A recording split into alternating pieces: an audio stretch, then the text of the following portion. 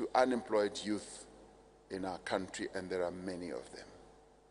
We see it. All who mounted the podium called for more skills training and giving room for innovation and talents in the new environment. It is the first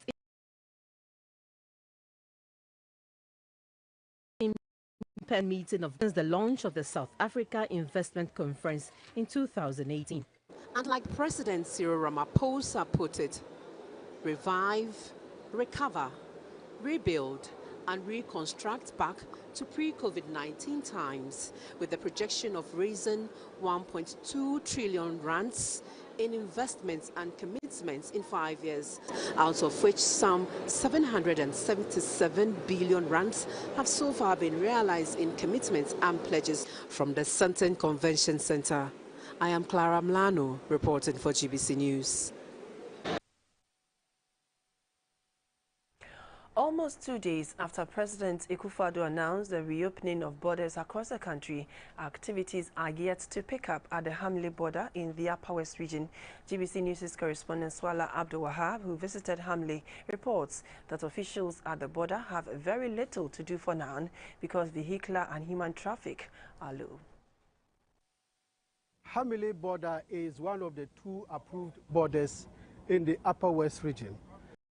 Before the closure of the borders, hundreds of vehicles and passengers passed here to Burkina Faso. But few days after the reopening of the borders, this place is yet to get active. Since the opening of the border, what we have observed here, so far, there hasn't been any unusual surge in the movement of human traffic. However, we are anticipating that since the directive is fresh, in the coming days, maybe we'll begin to see a lot of movement at the border. The Upper West Regional PRO of the Ghana Immigration Service says over 10,000 people were arrested and repatriated during the 2-year period of the closure of the borders. Almost every day there was either arrest and repatriation or refusal of entry or refusal of exit. We categorize them into those who maneuvered and entered and were arrested and sent back. Some were also attempting to go out and we refused them exit. Others were attempted entering and we refused them entry. So these 3 key areas, if you assemble all, in fact, I don't have the figure offhand, but it is to the region of 10,000.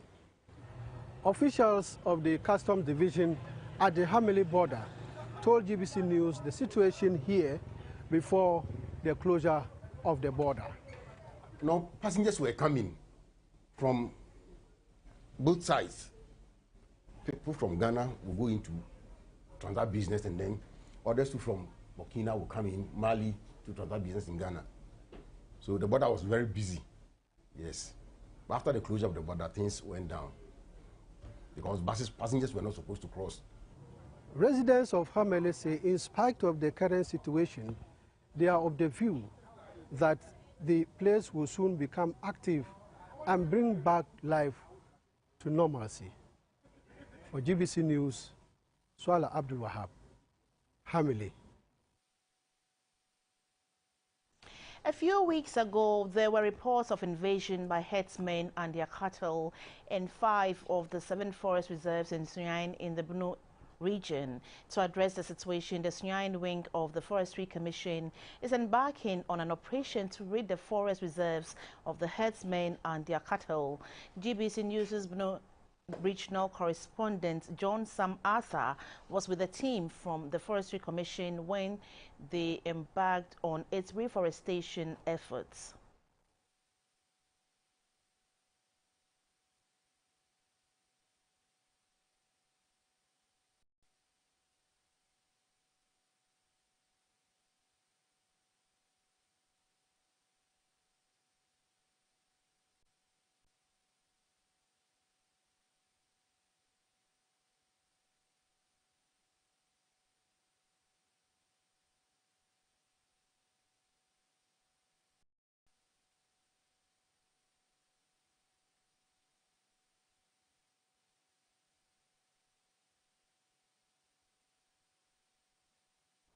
We apologize for the loss in sound. Newly inducted engineers have been urged to be innovative problem solvers and analyze engineering problems through critical thinking.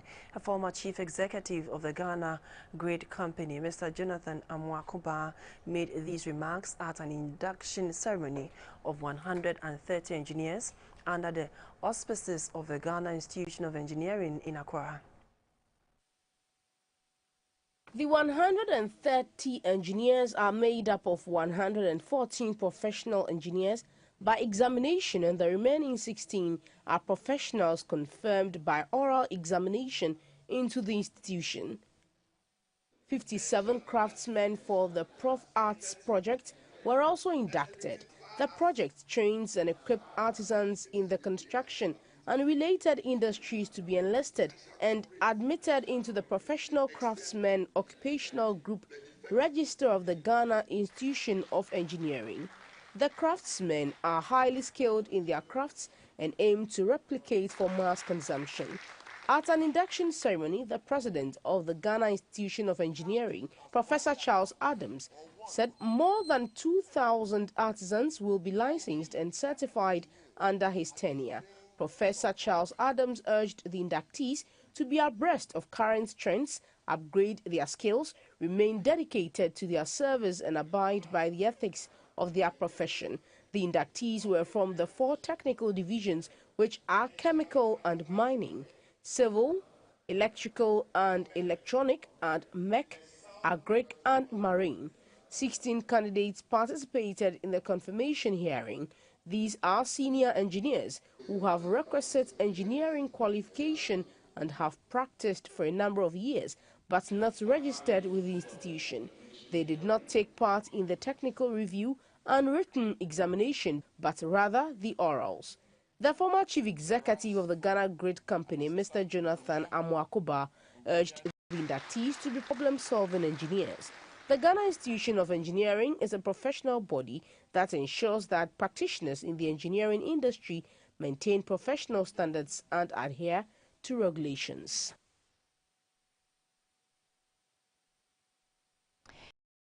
The Kpando Sex Court, presided over by His Lordship Francis Asson Obwajo, has sentenced a 48-year-old carpenter, Samson Day, to 20 years in prison with hard labor for having sexual intercourse with a 12-year-old girl who has a special condition in the Volta region. Prosecutor Inspector Henry Doku stated that the victim is a hydrocephalus patient and cannot talk or walk on her own and needs special care. The prosecutor stated that on Sunday, March 20, 2022, at about 11:30 a.m., the accused was caught red-handed by the victim's grandmother having sexual intercourse with the girl on their veranda.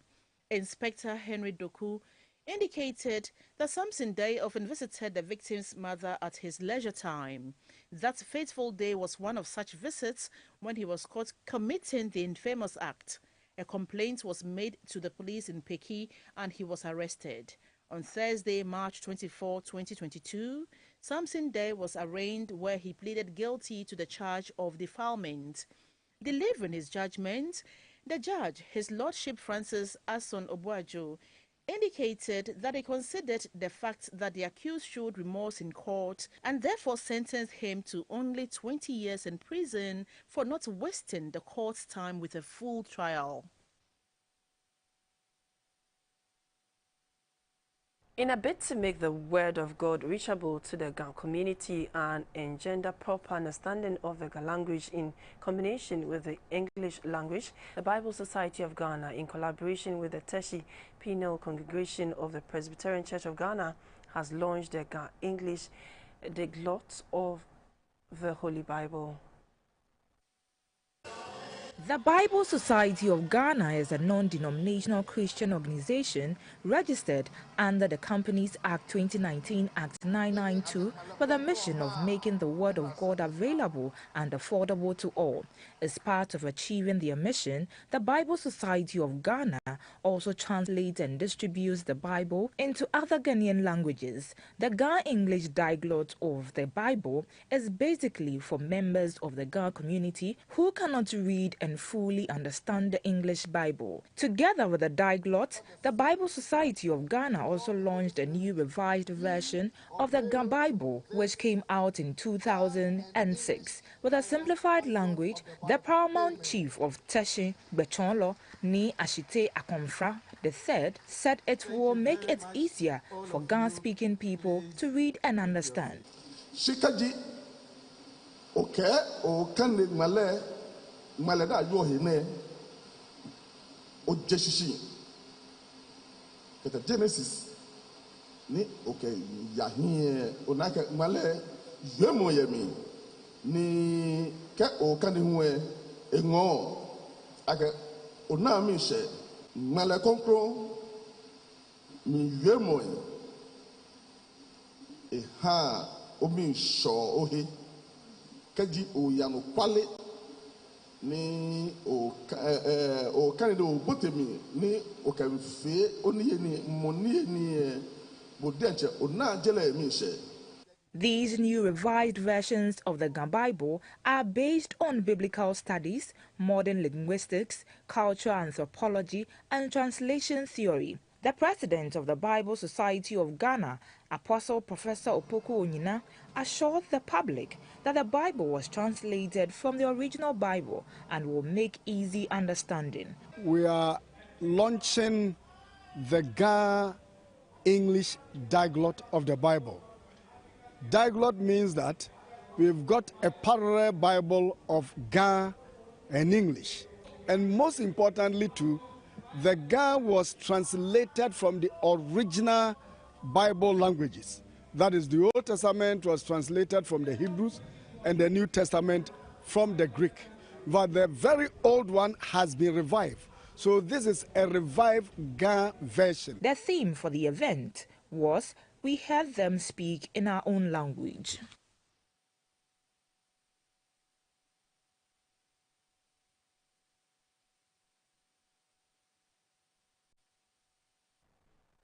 President Akufo-Addo on Tuesday formally opened the 1.1 kilometer Tamale interchange with a call on residents, especially motorists, to observe traffic regulations to prevent accidents on that route. President Akufo-Addo also announced the rehabilitation of the Tamale Yendi Zabzugu and the dualization of the Tamale Savalugu Highway.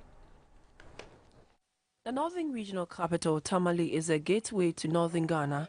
It is one of the fastest growing cities in West Africa and serves as a transit point for vehicles traveling from southern Ghana to the Sahelian region. Akufo-Addo cut the sword to construct the first interchange in northern Ghana. The project is part of the $1.5 billion road infrastructure project under the Sino-Hydro project agreement between Ghana and China. At the inauguration of the project, the president extolled the project as a significant achievement, saying it will not only improve traffic flow, but also give the metropolis a facelift. The Ministry of Roads and Highways must ensure the proper maintenance of the Tamale interchange over the design period. I appeal to the users of the facility, especially drivers, to adhere to the various road safety measures put in place for the safe use of the facility.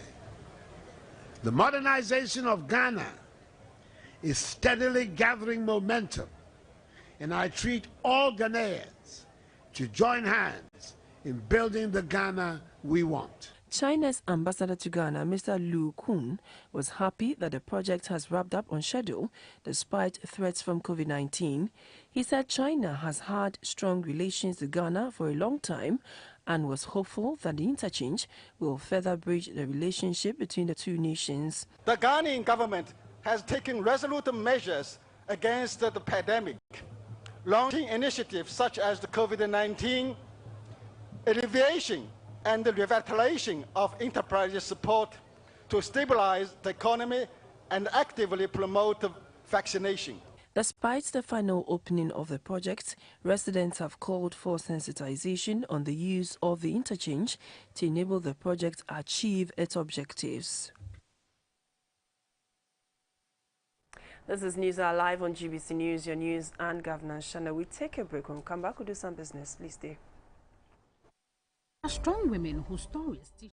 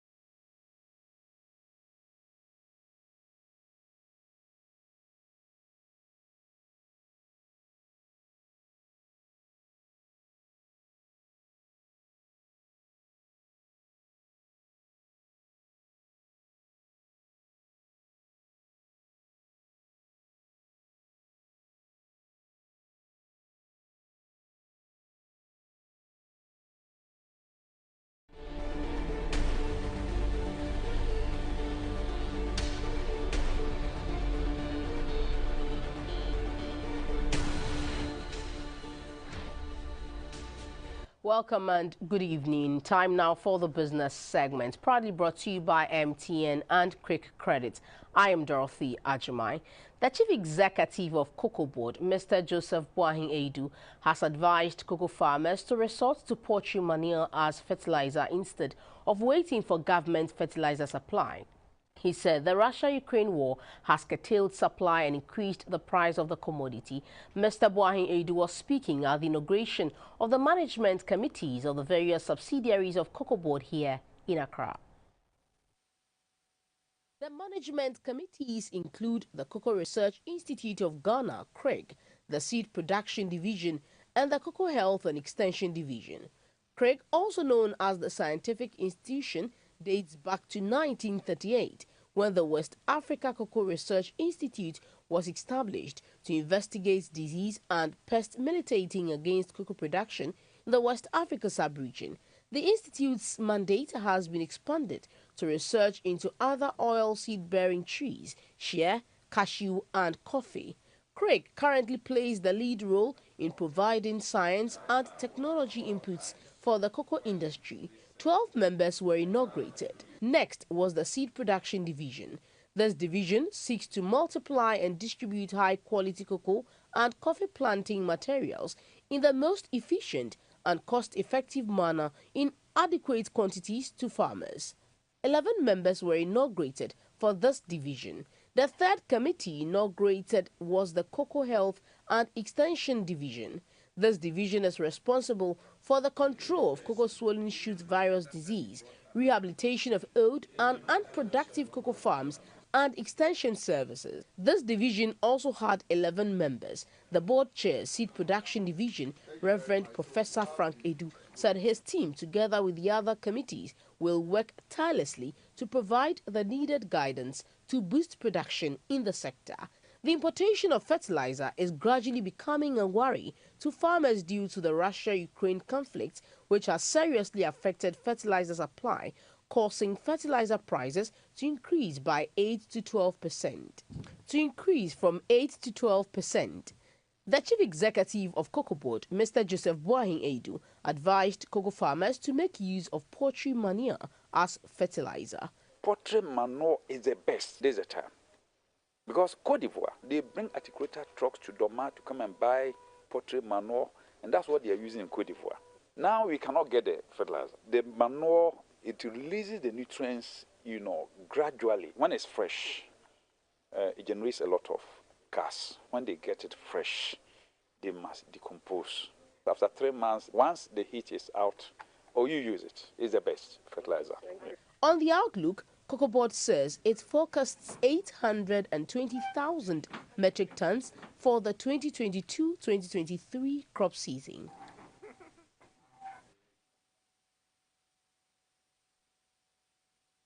Reinstates the waiver of capital gain tax on returns from the equities market. Managing Director of the Ghana Stock Exchange appeals to government as the equities market records negative growth in the first quarter of the year. Mr. Eko Afetsi believes that the 15% on dividend is a disincentive to investors. The equities market has contracted a negative 1.6% since the start of the year. Since the SNU's establishment in 1990, we've always had a waiver on the capital gains that investors make on shares listed on the capital market or listed on the stock exchange. For this year, it came into the budget about extension of the capital gains tax waiver for listed securities, but then it has not been concluded in the sense that we still don't have the final approval for it to be applied. So we made a case to the Ministry of Finance and the authorities involved to make sure that we can get this done as quickly as possible, because investors out there are keen on knowing whether they will still have to be paying capital gains tax on the capital gains they make on securities that are listed. And that's one of the key incentives for buying shares.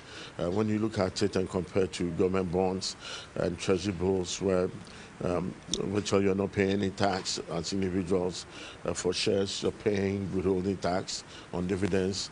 Then at the same time, if they should be paying the capital gains tax, then it makes it quite a disincentive for them.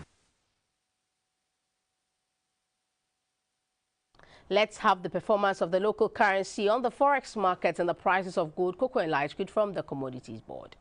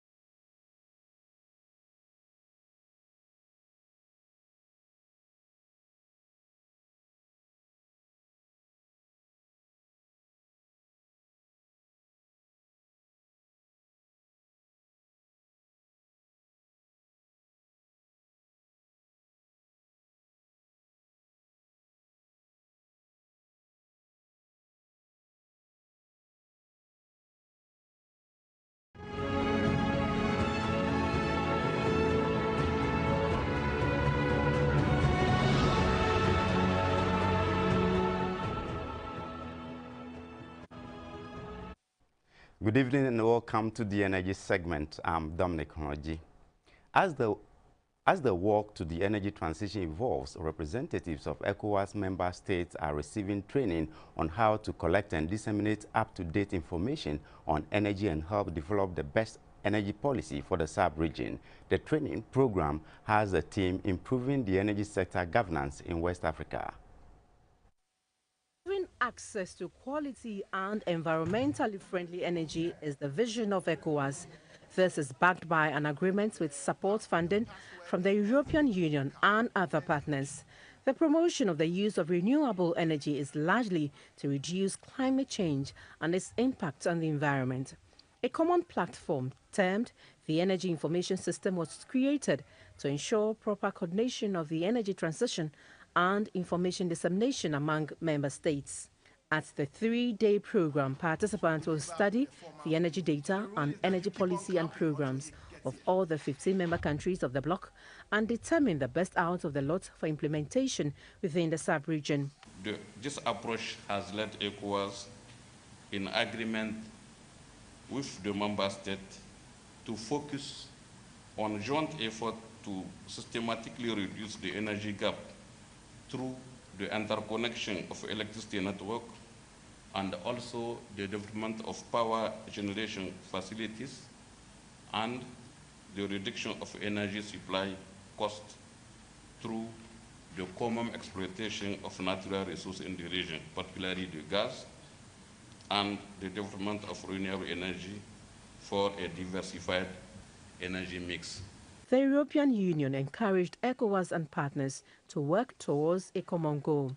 The host country, Ghana, says she is working to review her national energy policy to meet the changing needs of the time. In this regard, we are revising the nation's gas master plan that was adopted in 2016 to set out the infrastructure development priorities for developing the gas sector, especially the downstream sector of the gas industry. It will also realign the operational and regulatory institutions to efficiently manage the gas sector. Currently, we have a lot of overlaps particularly the regulatory sector, and this is what we will work on as far as the gas master plan is concerned. Participating countries include Ghana, Sierra Leone, the Gambia, Senegal, Liberia, Niger, Benin, and Nigeria. For GBC News, Clara Mlano reporting. The call to gradually shift from the use of fossil fuel to electric or battery-powered vehicles has intensified. Deputy Minister for Energy, Dr. Mohamed Amin Adam, is encouraging Ghanaians to change their consumption patterns in line with the energy transition agenda. He outlines measures being implemented to ensure that activities in the energy sector do not exacerbate climate change. So for countries like Ghana that source our petroleum products from Europe, we can imagine what the effect will be like. The Europeans are even adjusting their own attitude as far as transportation is concerned. They want to encourage the use of bicycles. They want to do more walking. How about us? They are developing battery charging stations for electric vehicles. And so if we don't adapt to the changing consumption pattern, and therefore develop the kind of infrastructure that will be suitable for our economy and for our transportation, we will be caught up in difficulties sooner than later. And this is why the Ministry of Energy wants to encourage that we also change our consumption patterns to respond to the climate crisis, in order that we will be part of the global village as we move towards cleaner energies. We are also promoting the use of solar systems, improved cook stoves, and LPG for homes, all in the bid to reduce greenhouse gas emissions. We now bring you some data on national power generation, Ghana's power export figures, and the water level in the Akosombo and Bui dams.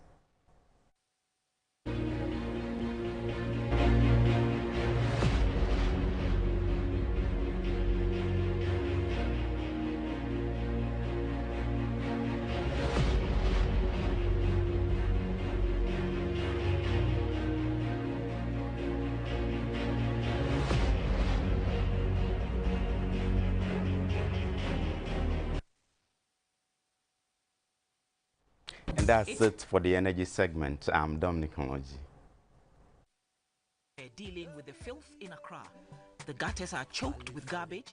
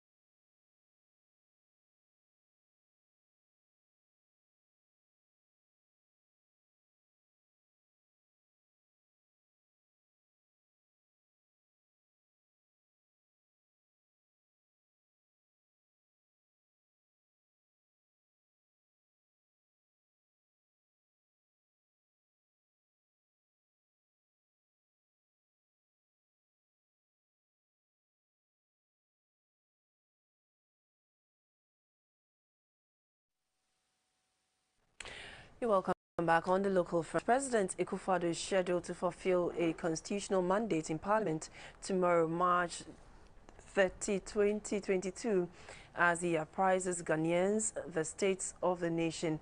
Ahead of the event, our news team in Kumasi gauged the views of residents of the metropolis about their expectations to advance the socio-economic situation in the country.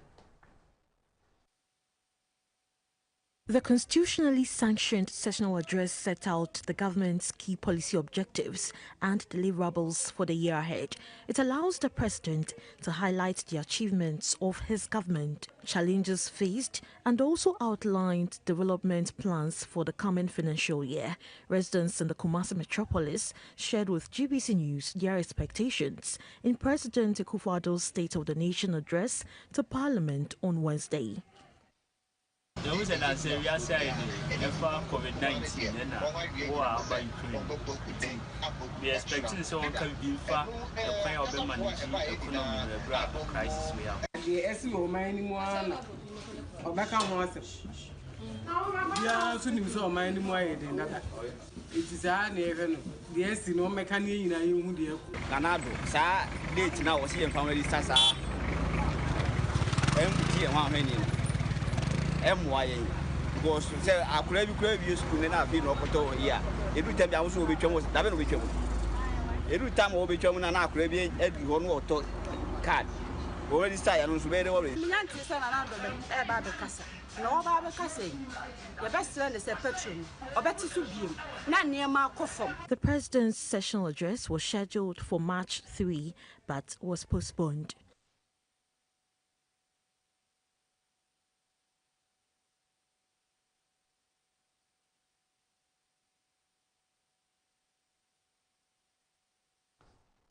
A few weeks ago, there were reports of invasion by herdsmen and their cattle in 5 of the 7 forest reserves in Sunyani in the Bono region. To address the situation, the Sunyani wing of the Forestry Commission is embarking on an operation to rid the forest reserves of the herdsmen and their cattle.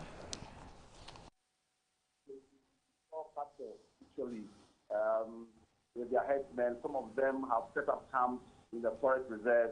Others also keep roaming. So yes, we have cited cattle and herdsmen leaving them instead of the forest reserve. When the cattle herdsmen see the forest of itself, they just pick a path in another direction to try forest service to them or have it change their perspective. The Forestry Commission has been talking to all stakeholders, including the security services and the traditional authorities that own the land, all come on board. We have done a lot of exercising with the citizens as well, trying to get them to understand that they need to move away from the forest reserve since they are reserved and not meant for using.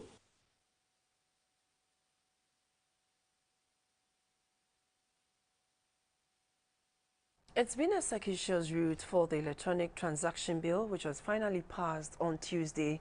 It follows a journey of controversies and debates for and against by the lawmakers, civil society organizations, and Ghanaians. The final curtain for its passage was, however, not without strong opposition by the minority side as they walked out before the report presented by the Finance Committee of the House, the second reading, and amendments. The Electronic Transaction Bill, commonly known as the E-levy, was first introduced in Parliament in December 2021 after the Finance Minister announced it during the presentation of the 2022 budget statement and economic policy of government in November. The E-levy is expected to increase government tax revenue by 6.9 billion Ghana cedis. The announcement of the E-levy met a stiff opposition from the minority side of Parliament and mixed reactions among Ghanaians. There was even a scuffle between the minority and majority sides just before the House went on recess in 2021. On Tuesday, March 29, 2022, the motion on the E-levy bill went through its second reading with the presence of the Minister for Finance, Mr. Ken Ofori-Atta. The chairman of the Finance Committee then seconded the motion and read the report of the committee on the E-levy bill, but this did not go down well with the minority side, as they argued that they didn't want to be taken by surprise and accused the majority caucus of slipping in what they called the controversial E-levy into the other paper for consideration. The minority leader, Mr. Haruna Idrisu, explained that E-levy was not enlisted in the Parliament's business statement for this week. The minority leader, however, said they were ever ready for the debate. Debate on the E-levy then followed on the certificates of urgency. Then, the unexpected happened. We do not support it, and you don't need any vehicle for chop to go and collect E-levy. The telcos are already taking it. You only need to engage them. But I understand that there are other fintech institutions. Therefore, Mr. Speaker, I will disappoint you. So, Mr. Speaker, this side, we don't support E-levy. We will not support E-levy. Count us out of it. They can proceed with whatever business they want to do. I thank you.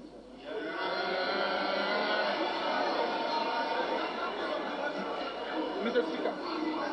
Mr. Speaker. Mr. Speaker. Wait, please wait me. No, wait me.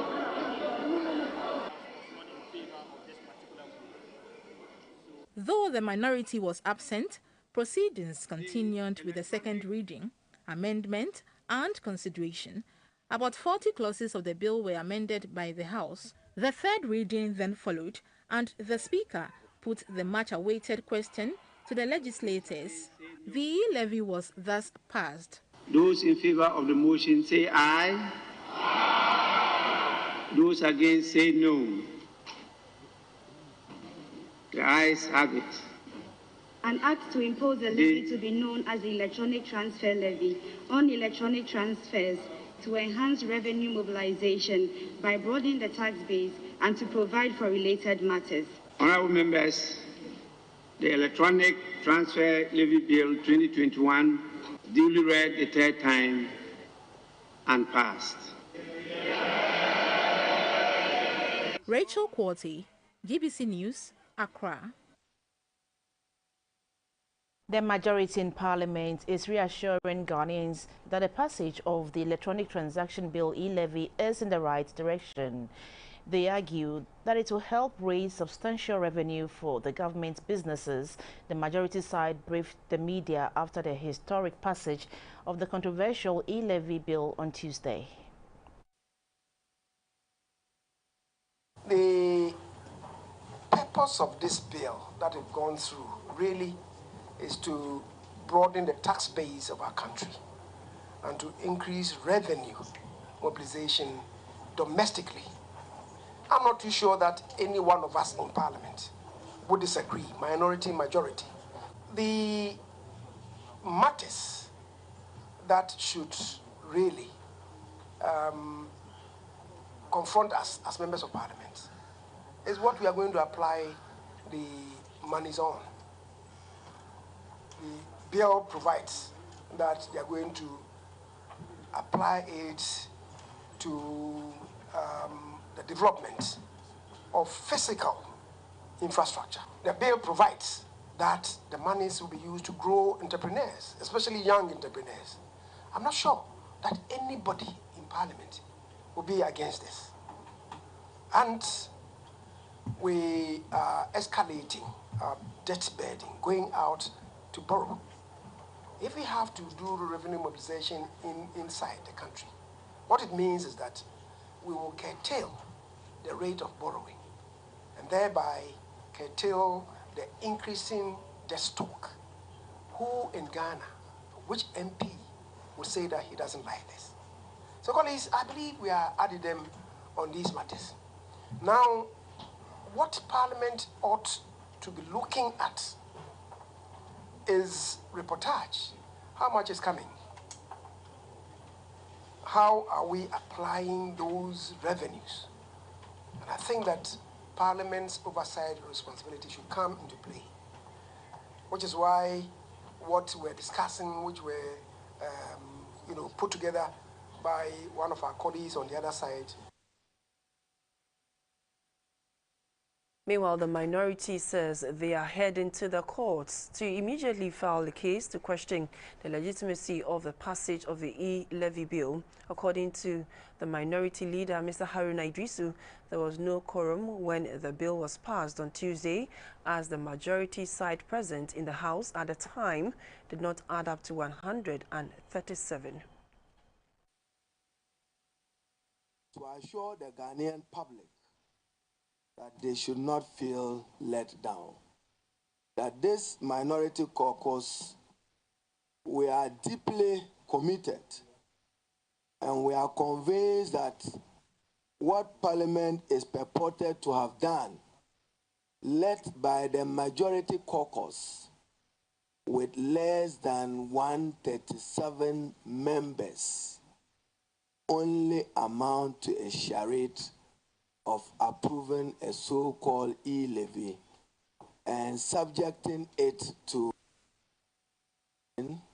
consideration, procedural amendment, and third reading. So for those of you who are doubting and want to know what guided the decision of the minority caucus, we simply walk out to disable them from having, to quote the words of the Supreme Court, a voting quorum. They are simply and were simply less than 137. At least 137, because conspicuously, everybody in the world and Ghana know the Honorable Adjoa Safo was not present, and therefore you had 137. Additionally, we know that there was an ambulance within the presence of Parliament, but the person who is purported to have been in the ambulance was not present in the the chamber for purpose of exercising a vote. Therefore, every decision that they took with 1/3 flies as a sin against the ruling of the Supreme Court. Our excitement will be short-lived. Immediately after this press briefing, we intend to file to question the legitimacy of the decision.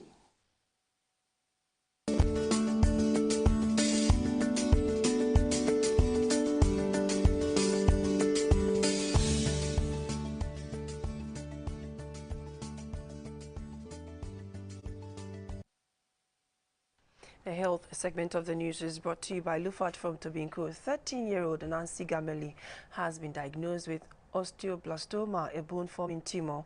Nancy and her grandmother, Madame Teresa Amo, are appealing to the public for financial assistance of 50,000 Ghana cedis for corrective surgery. Nancy Gameli is a Class 6 pupil of the Mataheko Roman Catholic Basic School located in the Ablekuma Central Municipal Assembly. The 13-year-old, according to doctors' reports, bruised her leg during the COVID-19 lockdown, but all efforts to fully cure her proved futile. Her untreated condition has resulted into osteoblastoma. Osteoblastoma is a benign bone-forming tumor that is extremely rare, accounting for only 1% of all primary bone tumors. Treatment of osteoblastoma usually involves surgery to remove the tumor. Nancy and her grandmother, Madame Teresa Amo, are appealing to the general public, philanthropists, and benevolent organizations to support them with 50,000 Ghana cedis to cover the cost of surgery at the Kolebu Teaching Hospital.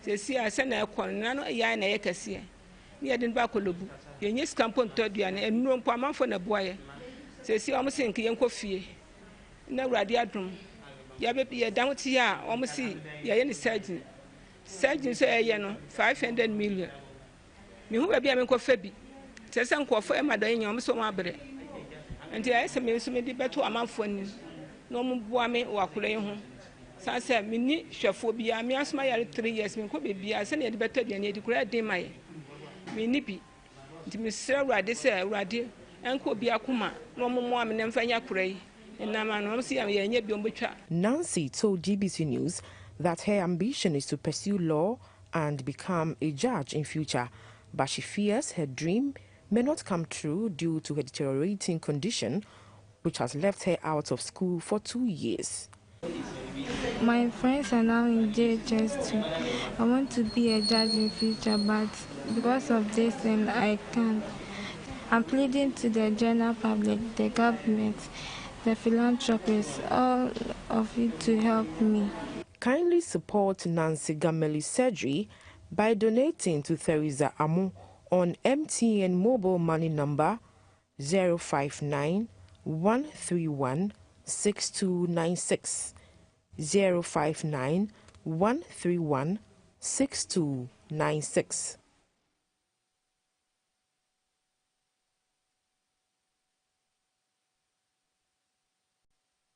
A health segment was brought to you by Lufat from Tobinco. Whose stories teach us perseverance, logic, decisive.